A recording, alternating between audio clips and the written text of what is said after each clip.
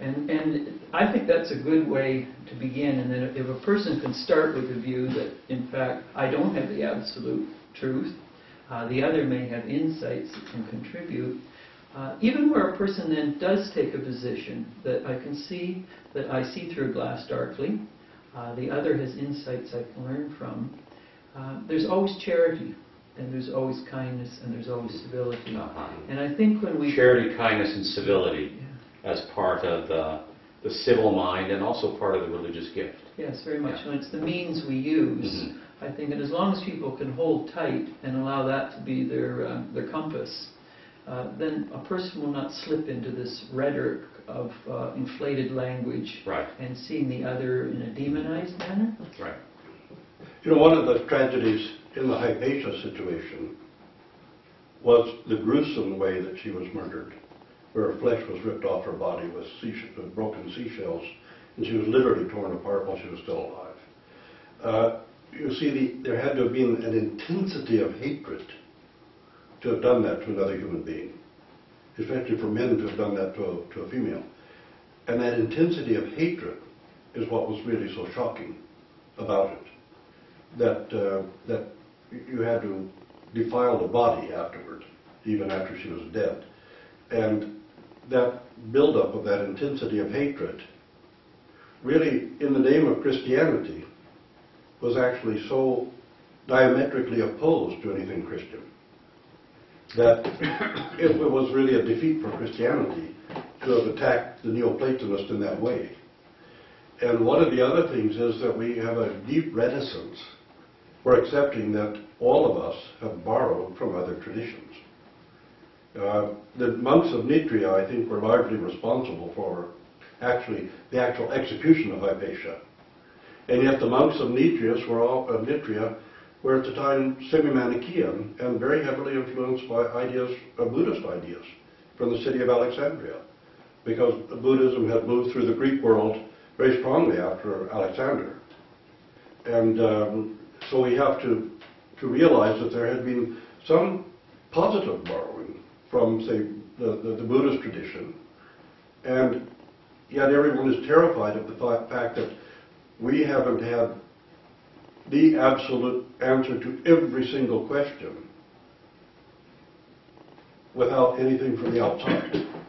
And so there's the fear of anything from the outside that builds up around that. Part of this dynamic, what's so striking to me about it is, first of all, you have to teach people to kill other people. That is not a normal human response.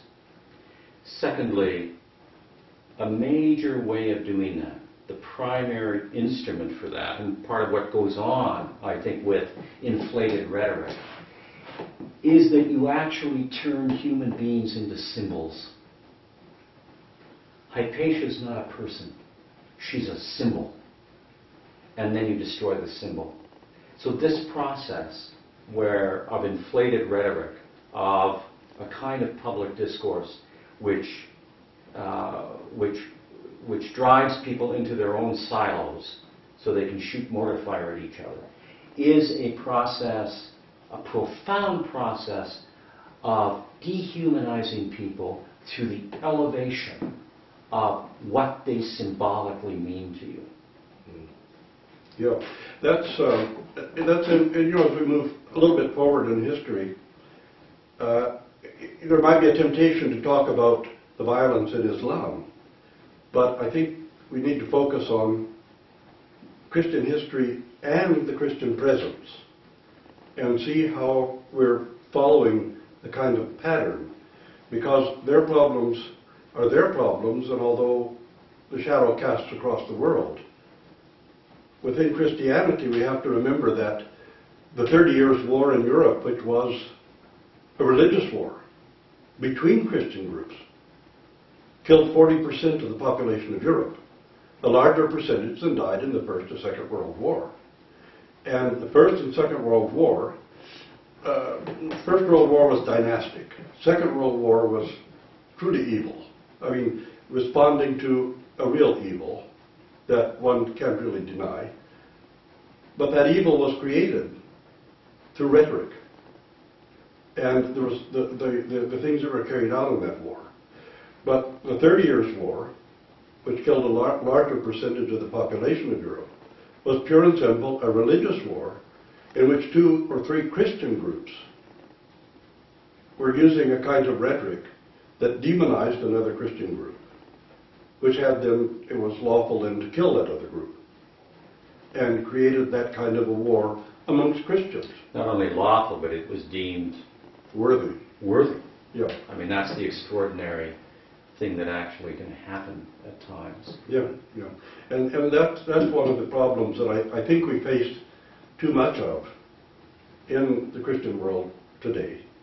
And we don't know what it can lead to, but we do know that that kind of excess rhetoric has led to assassinations and to murders already in North America. And we need to look at that in particular and see what's taking place, particularly among the religious ultra-right.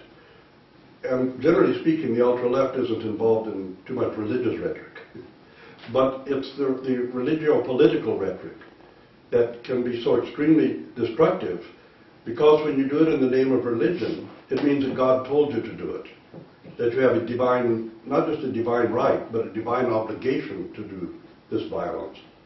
And we can look at the Islamic world, but realizing that because we have secular governments in the West, and because we have a different structure of law, it prevents some of our own extremists from doing the same things that are done in other countries where they don't have this structure, and they don't have this kind of legal structure that prevents them from doing some of these things.